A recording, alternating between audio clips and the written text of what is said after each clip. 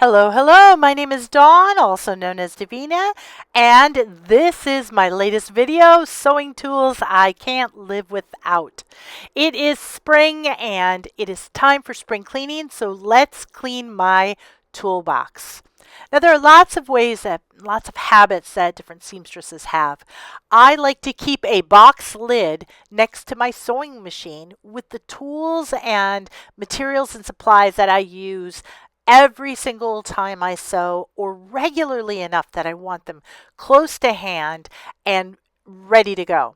So I start with this box of pins. These are Dritz 2-inch quilter pins, and the reason I love them is because I can buy them across many different years and they all match and they all look the same. I am just really used to working with this length.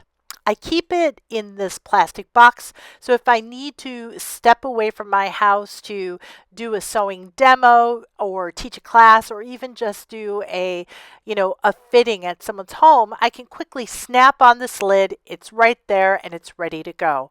I throw in a few safety pins for good measure, and that is handy and useful, and I keep it next to my sewing machine. I have 3 more boxes of these in other areas. There is a box of pins next to my hand sewing station. There is a box of pins next to my ironing board, which is where I tend to do a lot of pinning of garments. And I know that pinning is kind of old school and people, like to use clips and other things. And as you can see, I have a few clips in here. I find that pins are so useful because I can cross pin, I can do pin basting, I can do a wide number of things if I have some good quality pins at my disposal. So I've just talked through this entire video about pins. So let me take a moment to tell you what I'm doing here. I am only selecting the thread that I need for my current project, and all the rest of these are going to go back into my thread storage. And all this stuff is stuff that I pulled out of this box when I dumped it. I have sewing machine items like needles, bobbins, and feet, and I also have cruft, stuff that needs to get put away. But I went so fast, I think I should take the time to tell you all about all these other little things that I keep close at hand and why I have a place for them in this tray next to my sewing machine. Let's get on with it. Let me put this away first though. Let's just get rid of this. So let's start with my number 1 tool, a thread snipper. I know there are folks that really love to use scissors, but I find that fiddling around with the holes to get my fingers in is just a little too futzy for me. So I keep snips that I can pinch to cut close by. Now these are Gingers. There are cheaper models available. There's also more expensive ones as well, but I recommend investing in a good pair. It'll last you a lifetime. Well, I'm a good seamstress. I am not a perfect seamstress, so I always keep a seam ripper nearby. Now, I'm very fortunate that my brother made this custom ergonomic seam ripper for me, but you can buy ergonomic seam rippers at, your favorite store. I find that quilt shops tend to have the best collection of seam rippers. I also own this fancy pants seam gauge. Now it's more than just a seam gauge. It can do a lot of different things. This is by the company Clover and it's branded with legendary sewer Nancy Zeman's brand name. But I find this one is particularly good. It allows me to quickly draw in seam allowances. So I tend to sew with a 1/2 inch seam allowance or a 1/4 inch, depending upon the mission. But, sometimes it just needs a little marking, especially around curves. So this tool, paired with oh my God, Tailor's chalk. It's a classic. I mostly work with colors, so I keep 2 different kinds of white Tailor's chalk with my gauge. In case I need to do a little bit of hand sewing next to my sewing machine, I keep an assortment of thimbles. Now, thimbles tend to move around in my space because I have another hand sewing station that is at counter height, so I can stand and sew. But these are a few of the ones that I'm going to keep in this box in case I need to sew on a closure or do some basting stitches. You never know when you're going to need to pick up a needle and thread and do some hand sewing. And along with thimbles, I also have an assortment of grabbing devices. So these are all silicone based items that I can use to grab and pull the pin, or excuse me, the needle, if it gets stuck in fabric. You know, sometimes when you're making a belly dance bra, that needle gets stuck inside the foam. So I use these gripping tools to pull that kind of sticky needle situation out. I also keep a collection of different size and shape needles. Some of the needles that I love most are milliner's needles. They have a little more give and bend to them. They tend to be a little bit longer and you can get them with larger eyes. Now these are Richard Hemming and Son brand. I really enjoy this brand. My favorite overall is John James.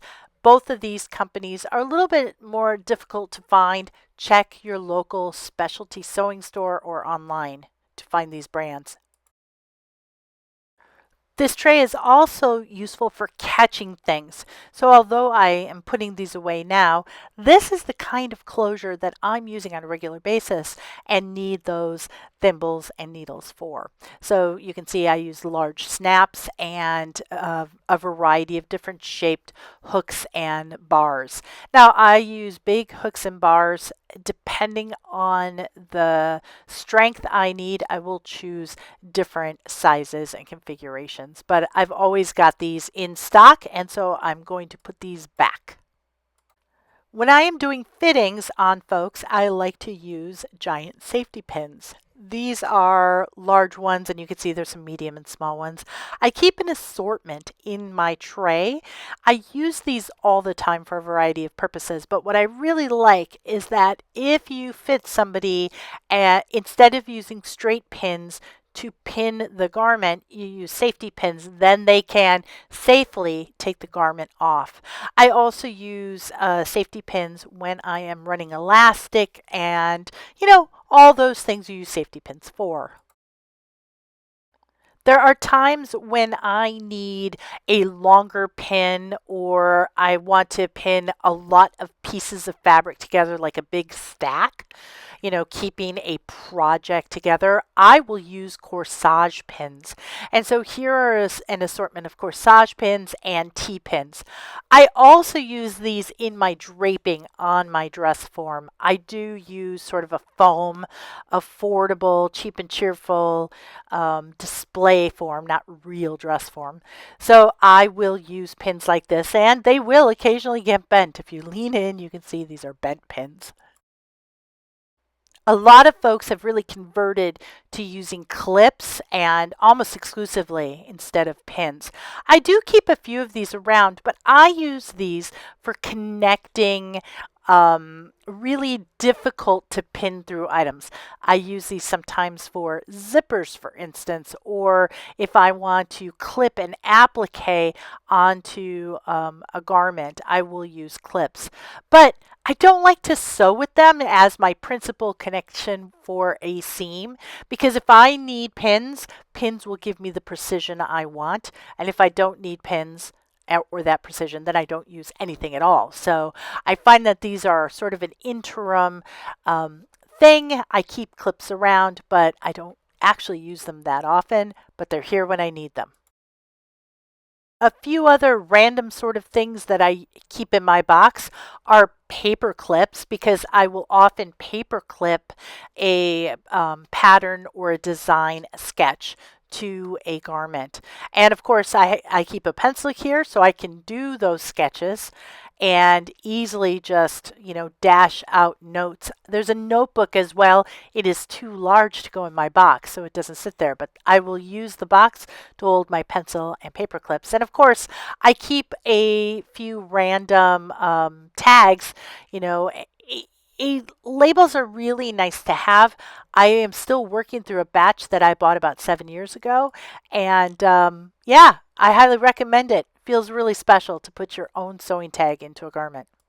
So this tool sits beside my sewing machine because I use it to help me clean underneath my plate. And when I need to go in and pull, dust bunnies, lint and dead thread that's around the bobbin housing and underneath the sewing machine, I want to be able to grab and hook it. So I use this nail file to help clean and de-lint the underside of my sewing machine.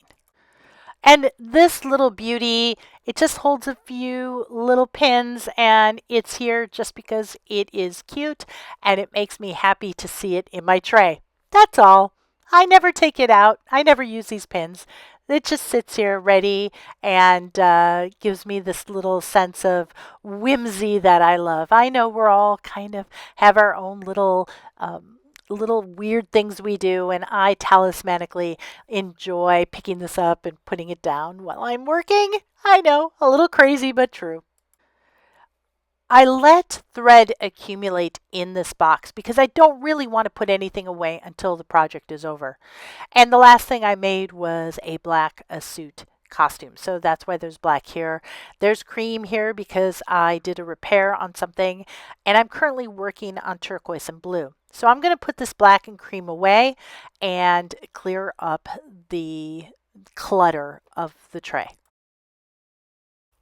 I'm in the middle of trying to declutter my needle hoard.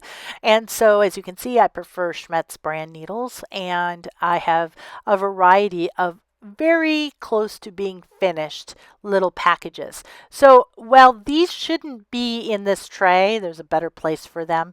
If I pull a needle case out like this, I will keep it on my tray until that project is over so that I'm using the same size needle. As you can see, there's size 14 in stretch, a universal assortment, and some 18s. The right thickness, the shape of the tip, universals are different than stretch, which is different than sharp, etc., etc. But the right needle really will help the performance of your sewing machine.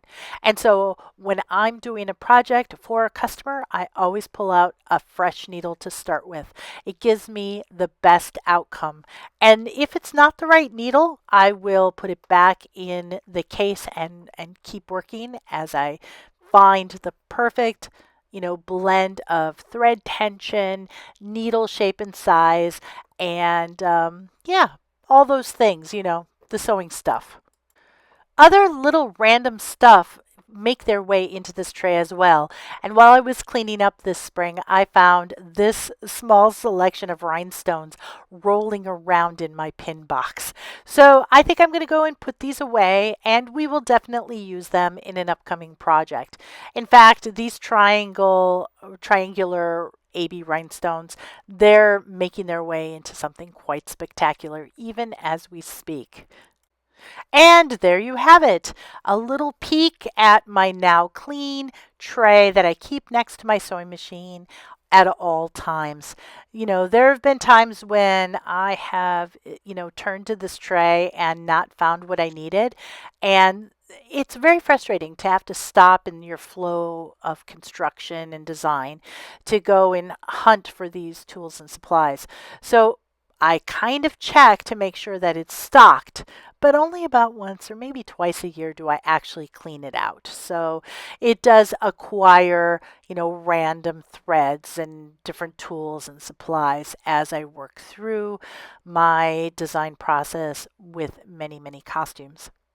Right now, since I'm working on the rewrite of Costume from the Hip, I have about 10 costumes coming down the pike in the next 6 months. So this is the best time for me to really get this prepared.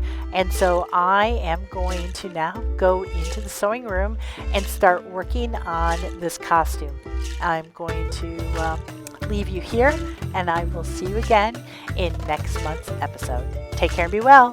Bye.